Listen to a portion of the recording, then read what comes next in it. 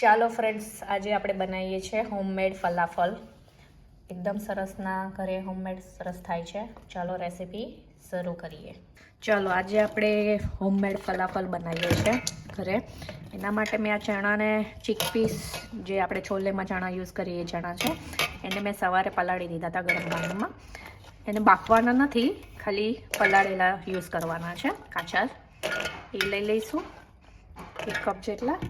પછી મેં 4 કળી લસણ લીધું છે, પછી નાની ડુંગળી લીધી છે, પછી આ 3-4 લીલા મરચાં લીધા છે, તીખાશ તમારે ટેસ્ટ પ્રમાણે. પછી ધાણાને ધોઈને લીધા છે, કોથમરી, અને આમાં મેઇન ઇન્ગ્રીડિયન્ટ છે પાર્સલી. પાર્સલીનો ટેસ્ટ આમાં ચીકપી ફલાફલમાં સરસ લાગે છે. Parsley must required. પછી આપણે એમાં જીરું નાખીશું, આખું જીરું 1 ચમચી જેટલું નાનું, અને સોલ્ટ ટેસ્ટ પ્રમાણે. આ બધી વસ્તુને આપણે બ્લેન્ડ કરી દેવાની છે. જો આપણું મિક્સચર બ્લેન્ડ થઈને રેડી છે, હવે આપણે એમાં આ સ્પૂનના માપે 2 ટેબલ સ્પૂન ચણાનો લોટ નાખીશું બાઇન્ડિંગ માટે. પછી 1 ચમચી જેટલું ધાણા જીરું પાવડર નાખીશું, અને થોડોક મરી પાવડર નાખીશું. મરી પાવડર ઓપ્શનલ છે, તમારે નાખવો હોય તો.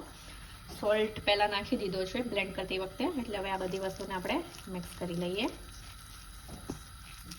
ફલાફલને જો આપણે રાઉન્ડ શેપ થેપીને બનાવે તે મેં તેલ ગરમ કરી લીધું છે. તેલમાં આપણે ડીપ ફ્રાય કરીએ છીએ. તમે જોઈએ તો તમે સેલો ફ્રાય પણ કરી શકો. જો આપણા ફલાફલ બ્રાઉન થઈને તળાઈને રેડી છે, આપણે એને એક તાવડી પર લઈ લઈશું. ક્રિસ્પી ફલાફલ આપણા રેડી છે. જો આપણા crispy falafel, homemade falafel ready છે. જો જોઈ શકો છો, આપણો ફલાફલ સરસના રેડી છે. આમાં મેં બેકિંગ સોડા કે કશું નાખ્યું નથી, પણ તો પણ બહુ જ સરસના સોફ્ટ ફલાફલ રેડી થાય છે. તમે આને રેપમાં યુઝ કરી શકો, રેપમાં મૂકીને સલાડ નાખીને, અથવા તો પિસ્તા બ્રેડ કે તમે રોટલી, ઇવન રોટલીને પણ વચ્ચે સલાડ અને આ વડા તોડીને મૂકીને તમે ખાઈ શકો છો.